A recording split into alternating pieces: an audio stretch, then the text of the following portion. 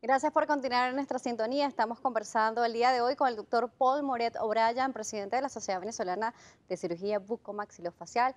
Nos acompaña para hablar precisamente sobre la apnea obstructiva del sueño. Un gusto que nos acompañe, Hola, Carlos. ¿cómo estás? Un placer estar aquí contigo. Bueno, un gusto para nosotros que nos pueda explicar todo lo que tiene que ver con la apnea obstructiva del sueño, estos procesos y estas malformaciones que se generan y cómo se puede ayudar al paciente. Bueno, fíjate, la apnea obstructiva del sueño no es más que una alteración en el flujo de aire, en la permeabilidad a nivel de la vía aérea superior, sobre todo cuando hablamos de no de una apnea central que ya involucra también el sistema nervioso. Es un problema bastante importante de que sea conocido por la población, porque aproximadamente el 8% de la población sufre de apnea obstructiva. Y lo más delicado es que el conocimiento de esta condición por parte del paciente es de menos de un 20%. O sea, estamos hablando que el 80% del paciente portador de apnea la desconoce que tiene ese cuadro de Normalmente se apnea. dice que las personas con apnea del sueño tienden a despertarse de noche por la falta de oxígeno, sin embargo vuelven a dormirse.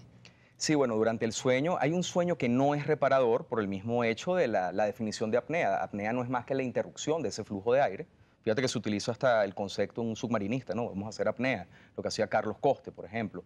En el caso de la apnea obstructiva del sueño, durante ese periodo que debería ser reparador, tan importante como es el descanso, ocurren interrupciones, ¿no? En ese flujo de aire, ocurren también episodios donde no hay la interrupción completa, hay una hipoapnea, pero no hay una permeabilidad adecuada en esa vía aérea. Hay el ronquido, por ende, por esa topsis o esa caída de todo el tejido en la región de vía aérea y realmente el paciente se va a levantar con somnolencia, es un paciente que va a desarrollar una serie de comorbilidades como lo son una hipertensión arterial que no es controlable, ¿no? Que es resistente a los medicamentos, comienza con un síndrome metabólico.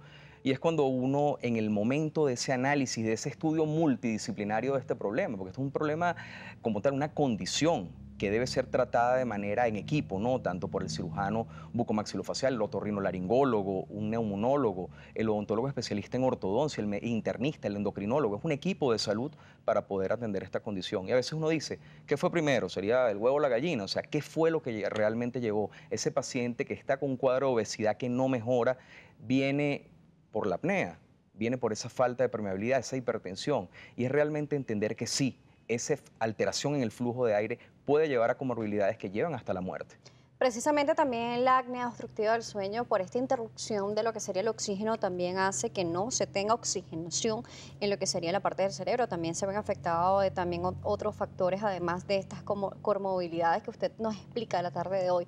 Entonces, veíamos en la parte anterior de que la apnea obstructiva del sueño también está relacionada a malformaciones. Entonces, queremos saber de qué se trata estas malformaciones y cómo son corregidas. Ok, mira. La presencia del cuadro de apnea, o sea, es decir, el paciente tiene una alteración en la permeabilidad, o sea, no está respirando de la manera adecuada, no hay paso de aire. ¿Por qué se debe? Puede deberse simplemente a una alteración a nivel craneofacial. Por ejemplo, a nivel de los huesos, podemos tener una alteración en el crecimiento de la mandíbula, una alteración que puede venir desde la infancia. Mira, es una alteración que puede ser así, multifactorial, pero hablando de la alteración por fenómenos ambientales, la misma obstrucción a nivel de vía aérea superior, por ejemplo, por amígdalas, una alteración por adenoides, y de ahí la importancia del padre observar en el niño cuando ocurren alteraciones u obstrucciones y llevar a su niño al pediatra y al otorrino, o sea, entender esa visión multidisciplinaria desde la misma infancia del paciente. Una mandíbula corta puede llevar una mandíbula básicamente donde hay una topsis de todo ese componido de tejidos, de componentes de tejidos blandos en el paciente. Por ejemplo, en el paciente roncador, que también podría estar asociado a la apnea del sueño, normalmente se despiertan y tienen lo que llaman la boca seca. También con la apnea del sueño, si no está acompañado de ronquidos, se puede presentar este síntoma. Sí, se puede presentar. O sea, el ronquido es una consecuencia de esa topsis de todo lo que es el paladar blando, de todo lo que es la parte superior de esa vía aérea, o sea, lo que es la parte de la rinofaringe, de lo que es la parte de la faringe.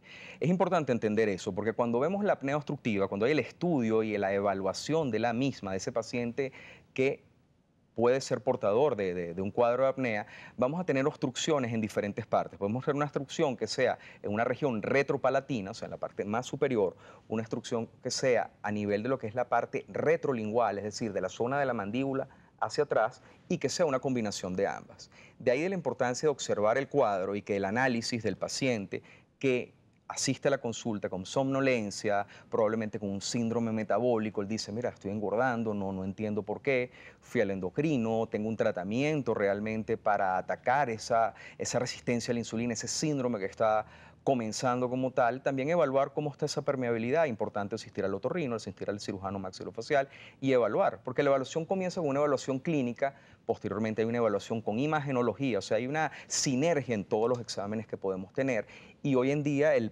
contar que lo hace el otorrino, esa evaluación por medio de fibroscopia y aún más allá, la utilización de una fibroscopia mediante la sedación o con un sueño inducido, que es lo que se llama una sonoendoscopia, llevándolo a lo que sería el anglicismo, ¿no? Como Ese tal. sería el estudio que se realiza en los laboratorios en donde dejan al paciente para ver cómo es el ritmo del sueño, ¿o es otro estudio? No, eso sería una polisonografía. Muy bien.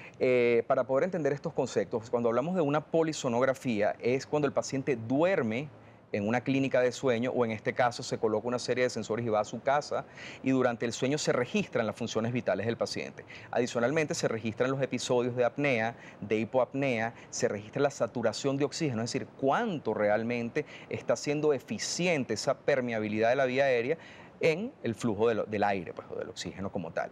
Ya lo que sería una fibroscopia es la colocación, la utilización de una fibra óptica que es introducida vía nasal o vía oral, o sea, una combinación de ambas, y el otorrino evalúa in situ dónde es el punto de obstrucción y el cómo están conformados ese trayecto de la vía aérea superior.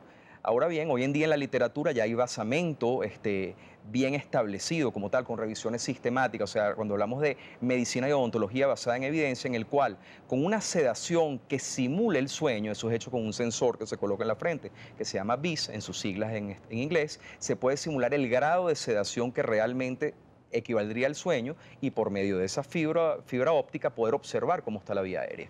Muy bien, doctor Paul. Vamos a ver cuáles son esos tratamientos, cómo se Ok. ayuda al paciente y el papel del cirujano bucomaxilofacial en lo que sería el acné obstructiva del sueño en la próxima parte. Nos corresponde realizar una pausa aquí en Noticias Globovisión Salud. Estamos hablando con el doctor Paul Moret O'Brien, presidente de la Sociedad Venezolana de Cirugía Bucomaxilofacial.